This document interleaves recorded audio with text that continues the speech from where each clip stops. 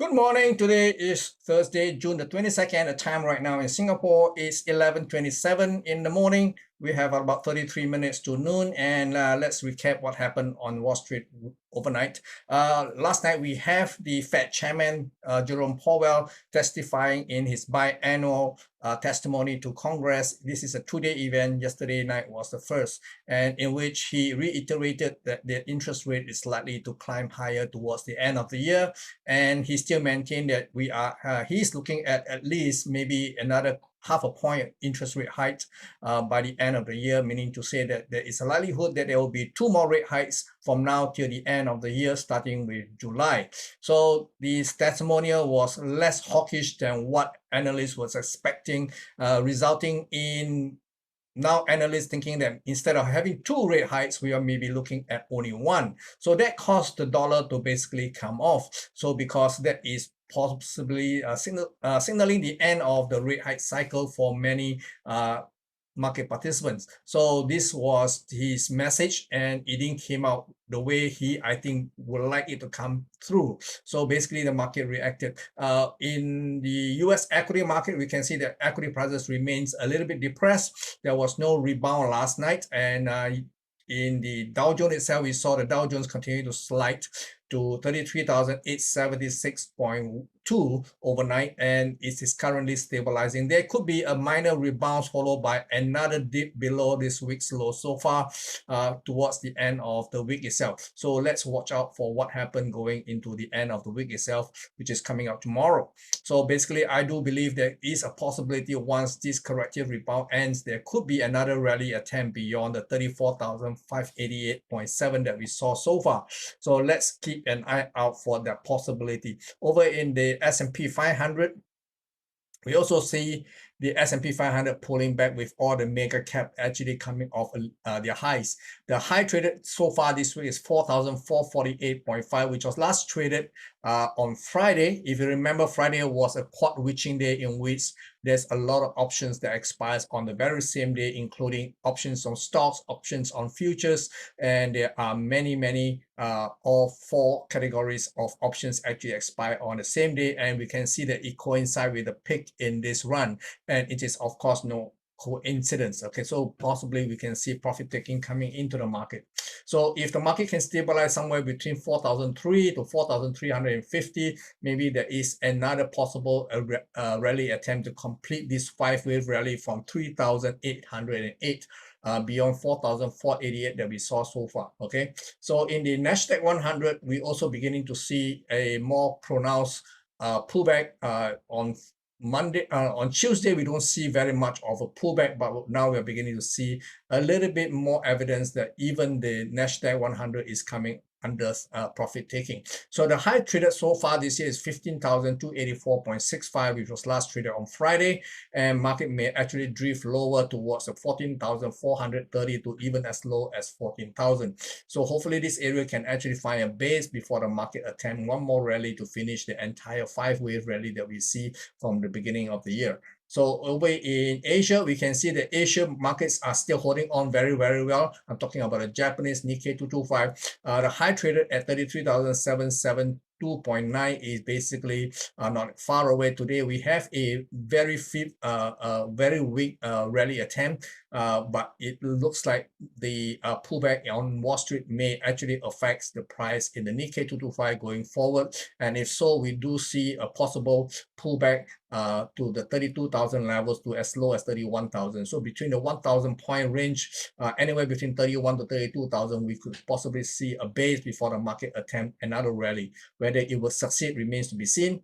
In the Hong Kong market, we can see that this morning the Hang Seng index actually dipped to the week's low. So far, we have a low for the morning session at 19,174.1, and this could actually be a possible bottom for now before we see a minor 50% retracement from where we are right now, between the 20,155 that we saw last Friday and this morning low. Maybe the market may actually stabilize somewhere between the $1,980 80 points before it sees another dip to complete a potential three-way pullback before it make another rally attempt towards the 21,000. So do look out for that possibility as well. In the mainland Chinese equity market, the CSI 300 continue to dip, and right now the market is sitting on and just marginally breach the pivot point here at 3,865, and let's see whether it will continue to dip lower. If it does, I think that it's going to be evident of buying interest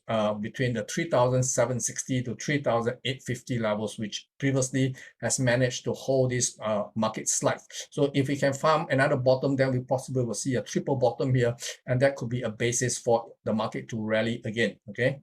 In the energy markets, we see that the West Texas Intermediate crude oil continue to rally after one day of dip, and the market now is back above $70 per barrel to as high as $72.47, which is the highest this week so far, and it does looks good for the market to take out $75 per barrel before it attempts anywhere between $78 to $80 per barrel, which is my original target. In the gold market, we can see that because of the dollar weakness, we see a bit of a rebound in the precious metal market, and this one low so far yesterday at 1,919.20 cents could basically be possible bottom for this run. And if we see a very sustained rally above $1,984, excuse me, then possibly we can see a temporary bottom for the gold prices, and this could be a good basis for an extended run going into July. Over in silver, we can see that silver actually gone below the month's low so far to register a new low at $22.49, and it is just marginally below my ideal bracket price to buy. Right now, the bigger range, of course, is going to be $22.28 to $23. There's an inner bracket here at $22.60, which the market went below by slightly over 10 cents to a low of $22.49.8. So we can see that this could be a basis. If we see further confirmation that the bottom is in place, this market may actually rally beyond $24.50 we have seen so far in June, and possibly going up to challenge the $25 to $25.50 range. The dollar has been on the back foot. Yesterday, we see the market rally to 102.37, 38 levels, and then come under selling pressure, which is no surprise because this area has been highlighted previously in previous updates. The area between 102.20 to 102.65 could possibly see the re-emergence of selling interest, which it did, and now the market is challenging the lower end of this current run in the dollar index. The low so far is 101.58, and this low may actually be taken out today, and if so, the market may extend lower towards the 100 point level, anywhere between 100.60 or 80 to 100.50 could be a bottom here. So let's watch out. Okay, in the face of continued weakness in the dollar, we possibly will see the extended run in major currencies, including the euro versus the dollar. Now, the euro dollar has already taken out last week high at 109.70 and is on its way towards the target of 111, possibly to test 110.80 to 110.90 levels. Okay, just below the 111. So do watch out for that eventuality, and once the market reach there, look out for a more substantial pullback to somewhere between 108.5 to 108.90. Now, in the sterling have yet to break out of last Friday's high, but I think it is building up a good case because yesterday we have the release of the UK CPI numbers, which came in hotter than expected. And going into today's trading, we have the Bank of England likely to hike interest rates. So that should actually underpin the sterling value versus the dollar. So that could be a basis in which we can see sterling rallying higher beyond 124.850 levels towards possibly the 130 even levels. Okay, so do watch out for that eventuality as well.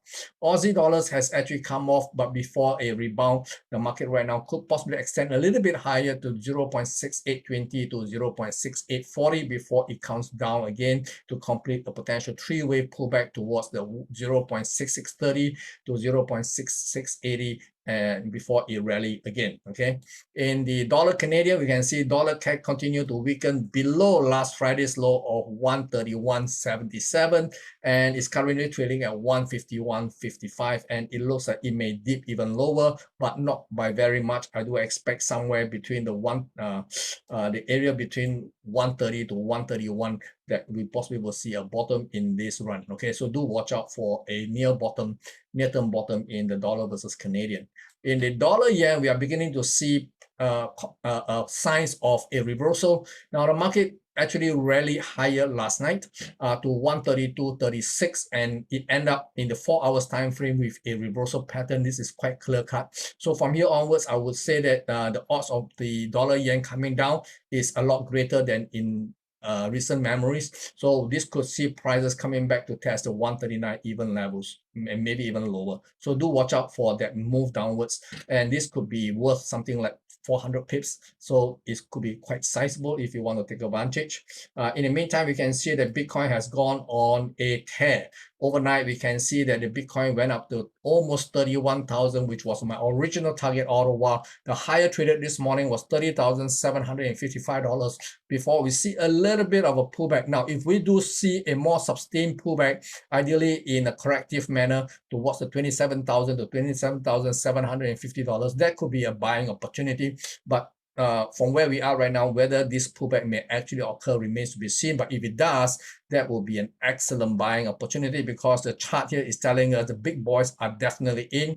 And of course, the most recent news followed by the BlackRock filing for a ETF for Bitcoin is followed quickly by another ETF, not ETF, an exchange launched by major US securities brokerages. So that could be the underpinning and the evidence that the big boys are definitely muscling into this space after they take out Bitcoin, after they take out Binance and Coinbase. So you can see this is likely to be orchestrated together with the help of the US Security Exchange Commission, the SEC, going after both exchanges. And shortly thereafter, we can see that these big boys are announcing plans to muscle into this space here. So this is the reality of the marketplace here. The big boys will always provide the narrative why the market is bad and causes market to depreciate. And then once they are sufficiently positioned, they will change the narrative. And now this is exactly what we see. So this is all I have for you for today. In the meantime, you take care. I'll come back to you with another update tomorrow. In the meantime, you take care. I'll see you. Bye-bye.